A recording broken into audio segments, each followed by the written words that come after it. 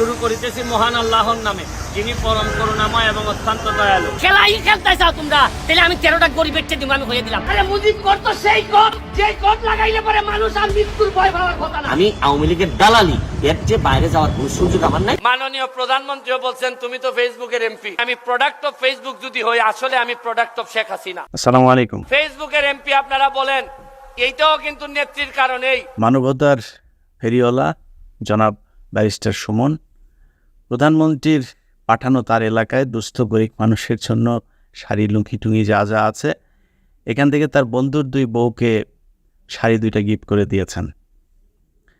তো ওই 2 বন্ধু নির্বাচনের সময় এত কষ্ট করলো, শাড়ির ভাঁজ খুলে দেখে ওইখানে লেখা রয়েছে যে প্রধানমন্ত্রীর ঈদ উপহার দুস্থ গরিব মানুষের জন্য। ওরা শোকে কষ্টে যে সারাদিন নির্বাচনের দিন এমনি সিল মারলাম, একজন 400-500 করে সিল মারলাম, আর আজকে ব্যারিস্টার আমাদের বউকে এই দুস্থদের শাড়ি দিয়ে দিল। 2 জন ফেসবুকে পোস্ট করেছে। প্রথম কোশ্চেন হচ্ছে, শুধু কি 2 জনকেই দিয়েছে? 2 জন তো ফেসবুকে পোস্ট করেছেন। ফেসবুকে পোস্ট করে না এরকম আরও কতজন আছে সেটাও আমাদের জানা জরুরি। ঘটনার পরপর সৈয়দ সুমন, ব্যারিস্টার সুমন, তিনি একটা প্রতিক্রিয়া জানিয়েছেন। প্রতিক্রিয়াটা আমরা একটু শুনি, চলেন। আমার বিরুদ্ধে ইদানিং একটা অভিযোগ করেছে, আপনি খেয়াল করে দেখছেন কিনা, যে আমার এই যে শাড়ি, এই শাড়ি নাকি আমার কোন বন্ধুর বউ নাকি পাইছে, ওনারা রিজেক্ট করছে যে জাকাতের শাড়ি আমরা নিব না।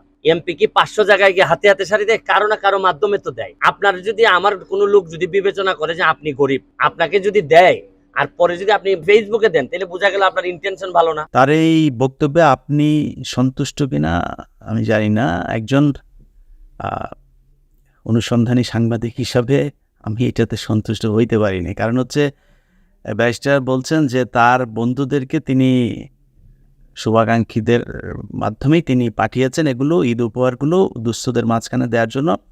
তারা নাকি চিনতে পারে না ওই 2 ব্যক্তিকে যাদের কাছে চলে গেছে, যাদের দুস্থদের এই কাপড় নেওয়ার মতো, তারা তার চেয়ে ভালো পরিস্থিতি, এই কারণে তারা ফেরত দিয়েছেন।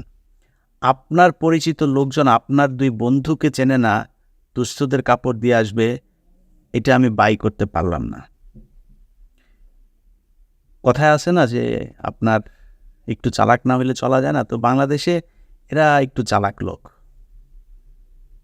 এরা আপনাদেরকে বলদ বানায়া তারপরে যা যা করার তা করছে। বাংলাদেশে 2টা প্রোডাক্ট আছে, একটা আরেকটা চিটাগাংয়ের ওইদিকে একটা যে ফায়াজ করিম, কয়দিন আগে ফেসবুকে পোস্ট দেখলাম, সে নাকি জন্মের আগেই স্বপ্ন দেখেছিল যে মসজিদে বিয়ে করবে, খেজুর দিয়ে খুব স্বল্প ব্যয়ে গরিব কিছু মানুষজনকে নিয়ে তিনি এইভাবে বিয়ে করবেন, যদি খরচ যেটুকু করে সেটা গরিব মানুষ খাবে। অনেক বড় স্বপ্ন আমার, বিয়ে মসজিদে হবে, একটা বিশাল আয়োজনে শুধু গরিব মানুষ খাওয়ানো হবে। যাদের খাবার খেতে অসুবিধা হয় তারা একবেলা আমার জন্য খেয়ে যেতে আমার জন্য দোয়া করে। করলেনও মসজিদে বিয়ে করে, তারপরে খেজুর টেজুর দিয়ে বিয়ে করলেন। সোশ্যাল মিডিয়া, নিউজ পেপার সব এটা নিউজ হইলো। কয়েকদিন পরে দেখি যে 5 স্টার হোটেলে সব মন্ত্রী, এমপি, ব্যবসায়ী, বড় বড় পুলিশ কর্মকর্তা, সেনাবাহিনীর লোকজন মিলে সে বিশাল এক পার্টি। এইভাবেই আপনাদেরকে বলদ বানায় এরা। অতএব আপনাদের এদেরকে চিনতে হবে। যেই সুমন আজকে সোশ্যাল মিডিয়াতে মাধ্যমে ফেসবুক এমপি হয়েছেন, দেশপ্রেমের ঠেলায় তাদের মানে সারাদিন এই দেশপ্রেম আর দেশপ্রেম ছাড়ার কিছু। বাংলাদেশের মানুষের যে কোনো সুখে দুঃখে যাহা দরকারে সব কিছু তারা করে। কয়দিন আগে তার মেয়ের একটা বক্তব্য শুনলাম, তার নির্বাচনের সময় বক্তব্যটা শোনেন। আমার বাবার জন্য এই 7 তারিখে যে ভোট দিতে, আমার বাবা রাত দিনে কাজ করে, এগুলো সবার জন্য, আপনারা সবার জন্য। আজকে 7 তারিখ আমার বাবা একটা চান্স দিবেন যে ভোট দিতে। দেখেন, এত দেশপ্রেমিক একজন মানুষ, তার মেয়ে ঠিকমতো বাংলায় কথা বলতে পারে না। মেয়ে, সন্তান, স্ত্রী সবাই যুক্তরাষ্ট্রে থাকে। নিজেরও গ্রিন কার্ড হয়েছে যুক্তরাষ্ট্রে। গ্রিন কার্ড তো আর আমেরিকা এমনিতেই দিয়ে দেয় না, খুঁজে খুঁজে মানুষ। এটার জন্য অনেক কিছু করতে, অ্যাপ্লাই করে, তারপরে সেটার পেছনে অনেক নার্সারিং করে তারপরে এই গ্রিন কার্ডটা পেতে হয়। তো সে নাকি আবার গ্রিন কার্ড, এবার শুনলাম তার এক বক্তব্যে যে গ্রিন কার্ড নাকি সে ফেরত দিয়েছে, সারেন্ডার করেছে। 7 লাখ মানুষ আমার এমপি বানাইছে, এত ভোট দিছে আমাকে, আমার উপর প্রত্যাশা অনেক বেশি। সুতরাং আমি আর এখন অন্য কোনো দেশের ব্যাপারে সামান্যতম মানে মোহ থাকাটা আমার কাছে মনে হয়েছে হয়তো আইনগতভাবে কোনো বাধা নাই আমার গ্রিন কার্ড রাখার, কিন্তু এই মোহটা আর আমি রাখতে চাচ্ছি না। আমি এটাও বাই করতে পারিনি, কারণ এই মানে প্রতারক এর আগে একবার আমেরিকায় এসে তরমুজ কিনেছে, সেই তরমুজ সে দেখাচ্ছে 28 টাকায় তরমুজ কিনেছে। আমি আমেরিকায় আজকে প্রায় 8 বছর, আমি জানি না 28 টাকায় কেউ আমেরিকায় মানে $28 কেউ তরমুজ কিনেছেন, এটা আমি জানি না। সর্বোচ্চ $10 আমি তরমুজ কিনেছি, $10 উপরে কখনো তরমুজ কিনি নেই। সে এখানের জিনিসপত্রের নাকি বিশাল দাম হয়ে গিয়েছে, এগুলো সে মানে বাংলাদেশে যে মুদ্রাস্ফীতি চলছে সেটা বোঝানোর জন্য সে আমেরিকার উপরে এই দায় দিয়ে তারপরে একটা ভিডিও করলেন। অতএব সে গ্রিন কার্ড ফেরত দিয়েছে এটা আমি বিশ্বাস করিনি। হ্যাঁ, মিথ্যা কথা বলতে পারে, কারণ যার শুরু থেকে শেষ পর্যন্ত মিথ্যায় ভরা, সে মিথ্যা কথা বলতে পারে, এটা অস্বীকার করার কিছু নয়। এই যে দুস্থদের আজকে যেই ঘটনা, নির্বাচনের ঈদের আগের দুস্থরা তার বাসায় এসেছিল আপনার নানান সমস্যা নিয়ে এলাকার লোকজন, সেখানকার একটা ভিডিও আমার চোখে পড়ল। ভিডিওটাতে দেখা যাচ্ছে যে দুস্থ মানুষজন তার সাথে দেখা করতে চাচ্ছেন, সে দেখা করছে না। একজন বলছে যে সে 4-5 দিন ধরে ঘুরছে, তার সাথে দেখা করতে পারছে না। তো তিনি বলছেন সমস্যা তাহলে থানায় যান। যে ব্যারিস্টার এতদিন ধরে ঘরে ঘরে মানুষের ঘর থেকে বাথরুমে যাওয়ার জন্য ব্রিজ বানায় দিত, 4 লাখ 5 লাখ টাকা মানুষের কাছ থেকে ধান্দাবাজি করে 50,000 টাকায় ব্রিজ বানায়, সেটার ভিতরে barrister Suman super over bridge লেখা তারপর উদ্বোধন করত, সে এখন মানুষকে বলছে সমস্যা হলে থানায় যান, আমার এখানে কেন? বক্তব্যটা শোনেন। যাও থানাত গিয়ে যাও, থানাত গিয়ে থানাত কথা বলবে, সমস্যা হতে হলে থানাত গিয়ে কথা বলছো। এটা আমার না, আমার ডিপার্টমেন্ট, এটা থানার ডিপার্টমেন্ট। যাও। যাই হোক, এরা হচ্ছে জাতে মাতাল তালে ঠিক, এরা আপনাদেরকে ভাঙায়ে তারপরে নিজের যে স্বার্থ সেটা করে। এই আজকের যে সুমন, ব্যারিস্টার সুমন, এই ব্যারিস্টার সুমনের উত্থান হয়েছে একটা ভয়ঙ্কর বাঙালি জাতির সাথে।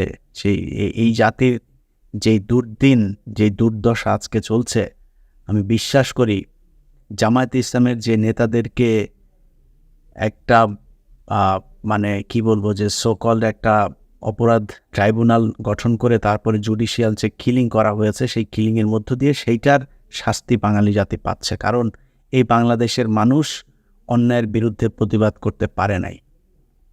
সেই প্রসিকিউশনের প্রসিকিউটর হিসাবে এই ব্যারিস্টার সুমন দায়িত্ব পালন করেছেন।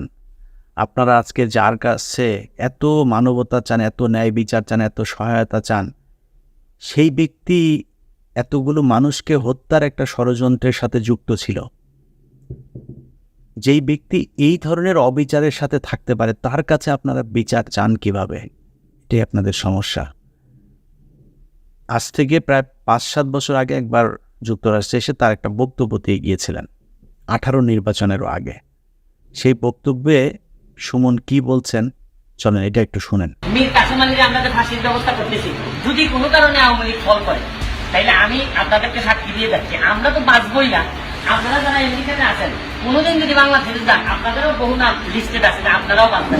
দেখেন, আওয়ামী লীগের লোকজনের কাছে এসে সে এই বিচার তখনও পর্যন্ত কিন্তু আপনার এই বিচারগুলো চলছিল। 14 পরপরই সম্ভবত এই বক্তব্যটা তার এখানে ছিল। বক্তব্যগুলো তখন বিচারগুলো চলছিল, তখন এসে সে আপনার এখানে এই মানুষের সামনে এইভাবে গোপনীয় একটা বৈঠকের ভেতরে সেই বক্তব্যগুলো দিয়েছে। অতএব এদের সব কিছুই অভিনয়। এদের এই অভিনয়ের ফাঁদে পা দিয়ে যদি আপনি তাদেরকে বিশ্বাস করেন, তাদের পেছনে পেছনে ঘুরতে থাকেন, কোনো এক জায়গায় ফুটবল খেলতে গেলে লাখ লাখ মানুষ যায়, তারপরে তাদেরকে দেখি তো এগুলো না, আপনাদের এই জাতির জন্য এই ধরনের নেতাই আসবে। আপনারা ভালো মানুষ ডিজার্ভ করেন না। যারা যা তাই স্বীকার করবে, ওইভাবেই কথা বলবে, বাড়তি সিম্পেথি নেওয়ার চেষ্টা করবে না, 2 টাকা দিয়ে 8 টাকার ভিডিও বিক্রি করে তারপরে দান খয়রাতের কথা আপনাদেরকে শোনাবে না, ওইসব মানুষকে আপনারা ডিজার্ভ করেন না। এই জন্যে আল্লাহ আপনাদেরকে ওই রকম নেতা দেন না। অতএব একটু সাবধান হইতে হবে। এর আগেও তার কাছে ওই যে পুলিশের যেই টিপকাণ্ডে চাকরি হারানো সেই ব্যক্তি গিয়েছিল, আপনাদের মনে আছে নিশ্চয়ই। সেখানেও তাদের সাথে সে কী ধরনের ব্যবহার করেছে আপনারা জানেন। অতএব এদের উপরের চেহারা, ফেসবুকের লাইভে থাকাকালীন চেহারা আর ফেসবুকের লাইভটা কমপ্লিট করার পরের যে চেহারা, এই দুইটা এক না।